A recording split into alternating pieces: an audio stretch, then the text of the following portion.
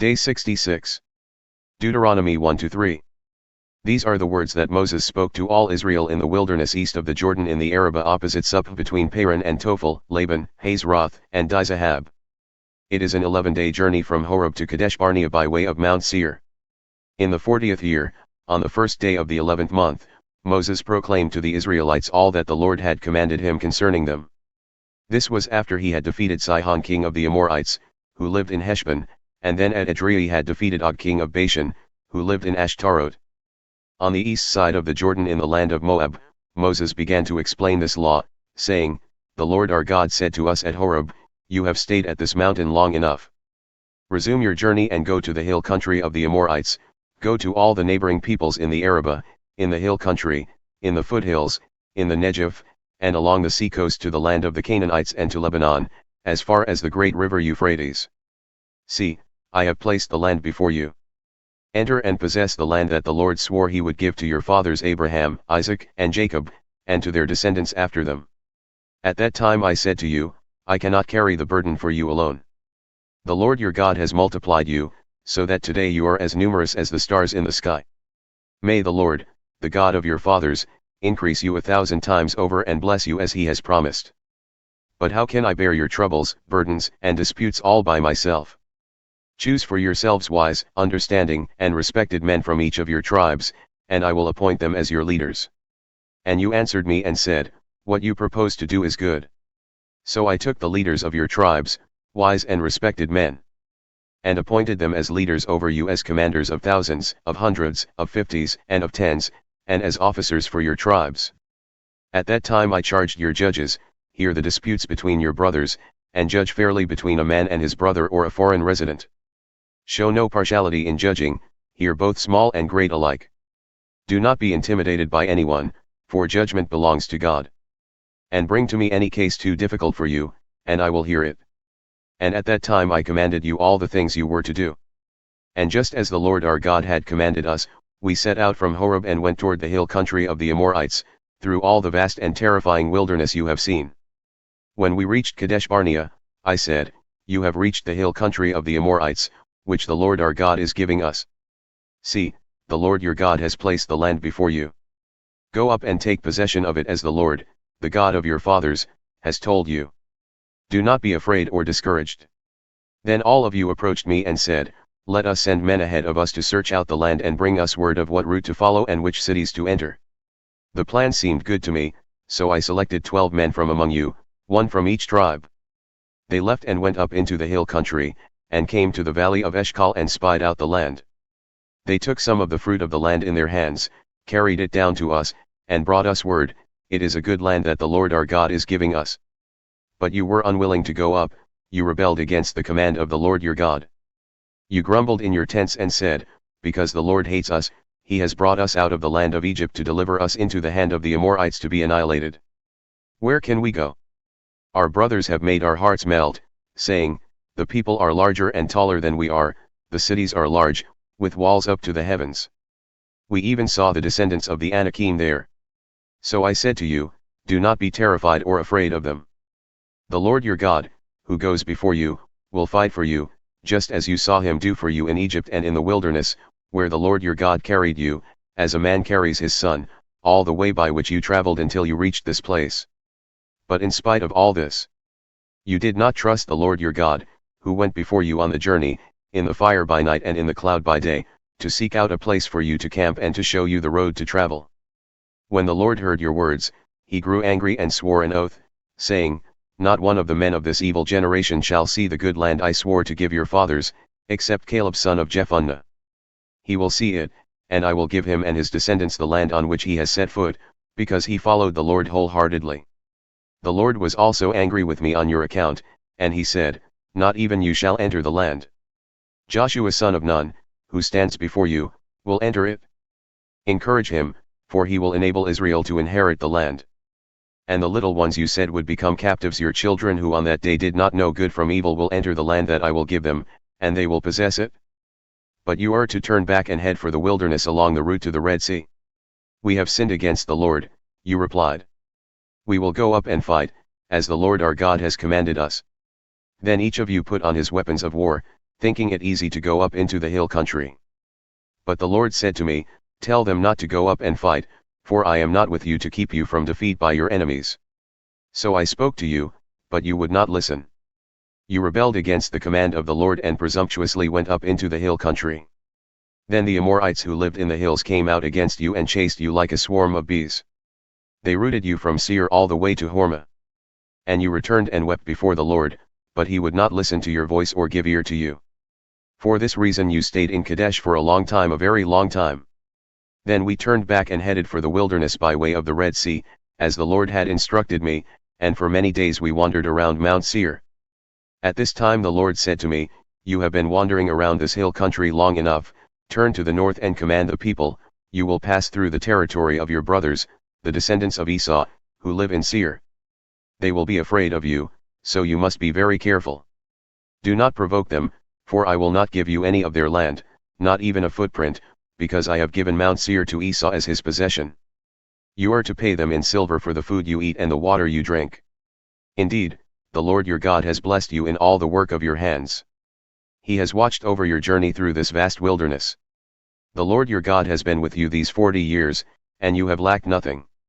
So we passed by our brothers, the descendants of Esau, who live in Seir.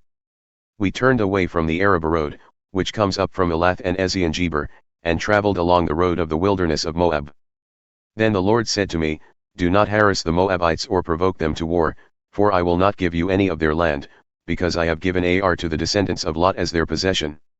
The Emites used to live there, a people great and many, as tall as the Anakites. Like the Anakites, they were also regarded as Rephaim, though the Moabites called them Emites. The Horites used to live in Seir, but the descendants of Esau drove them out.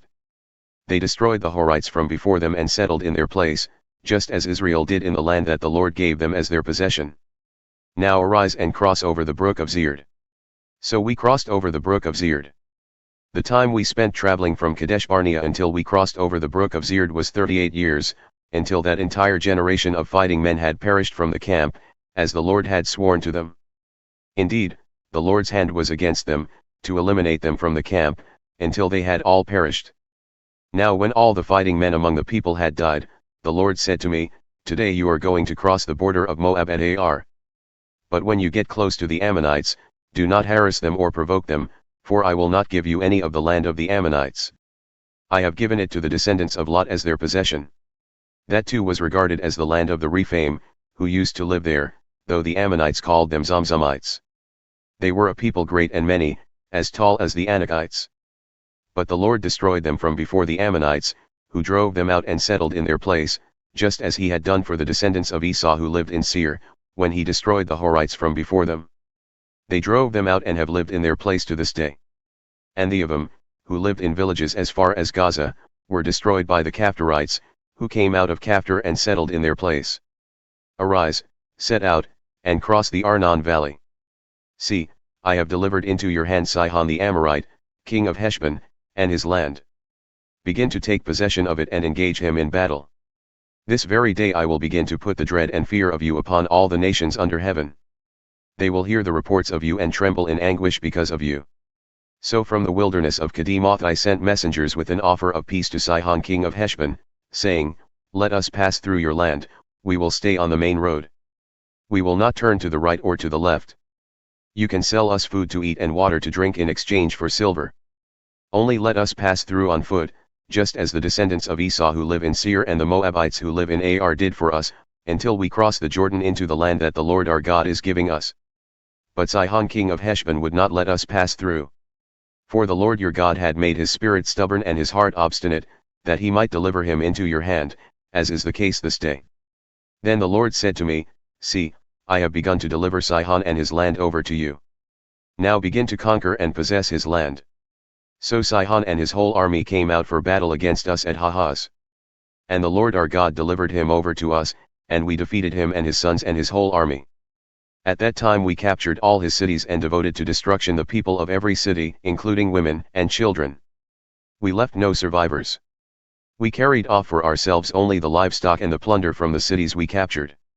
From Aroer on the rim of the Arnon valley, along with the city in the valley, even as far as Gilead, not one city had walls too high for us.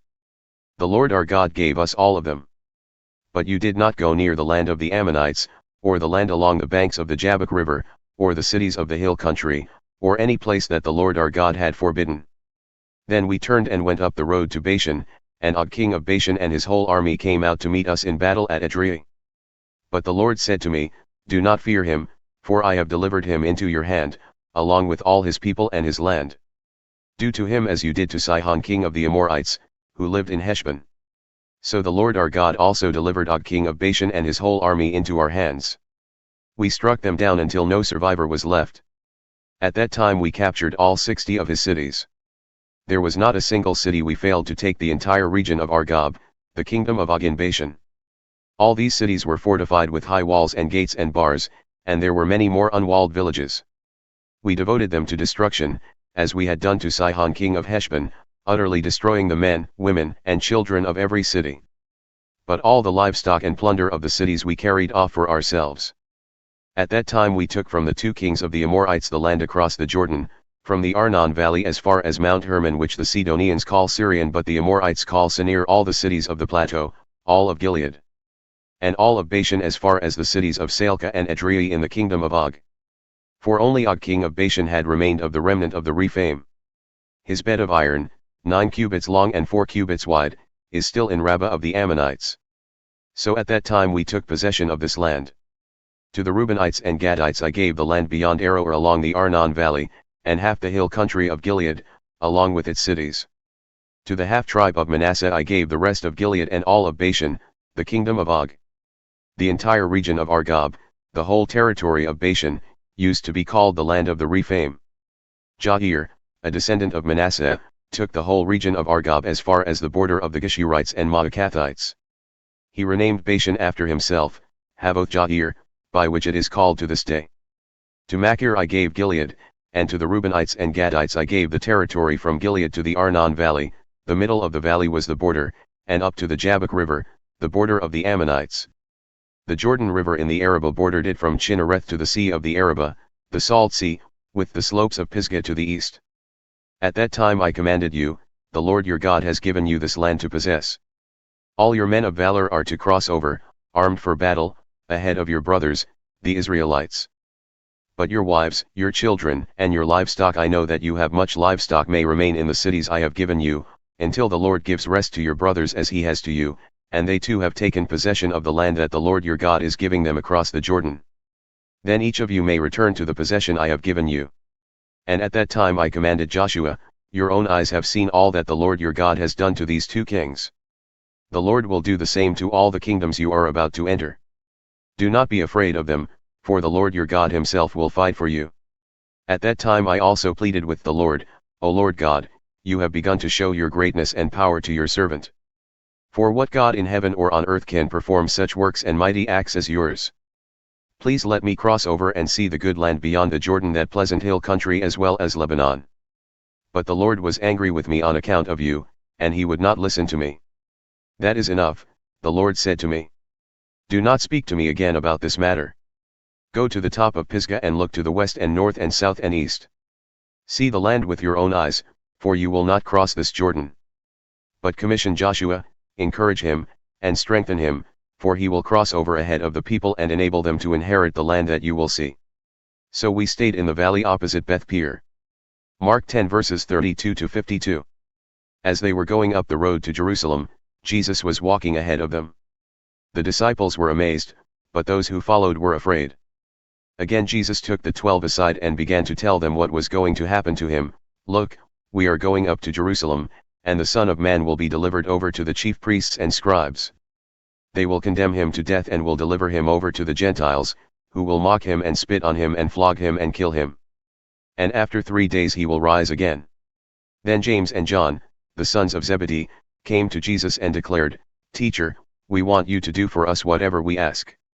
What do you want me to do for you? He inquired.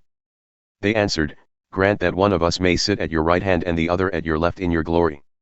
You do not know what you are asking, Jesus replied. Can you drink the cup I will drink, or be baptized with the baptism I will undergo? We can, the brothers answered. You will drink the cup that I drink, Jesus said, and you will be baptized with the baptism that I undergo. but to sit at my right or left is not mine to grant. These seats belong to those for whom they have been prepared." When the 10 heard about this, they became indignant with James and John. So Jesus called them together and said, "You know that those regarded as rulers of the Gentiles lord it over them, and their superiors exercise authority over them. But it shall not be this way among you. Instead, whoever wants to become great among you must be your servant, and whoever wants to be first must be the slave of all. For even the Son of Man did not come to be served, but to serve, and to give his life as a ransom for many." Next, they came to Jericho. And as Jesus and his disciples were leaving Jericho with a large crowd, a blind beggar named Bartimaeus, the son of Timaeus, was sitting beside the road. When he heard that it was Jesus of Nazareth, he began to cry out, "Jesus, Son of David, have mercy on me." Many people admonished him to be silent, but he cried out all the louder, "Son of David, have mercy on me." Jesus stopped and said, "Call him." So they called the blind man. "Take courage," they said. "Get up. He is calling for you." Throwing off his cloak, Bartimaeus jumped up and came to Jesus. "What do you want me to do for you?" Jesus asked. "Rabboni," said the blind man, "let me see again." "Go," said Jesus, "your faith has healed you." And immediately he received his sight and followed Jesus along the road.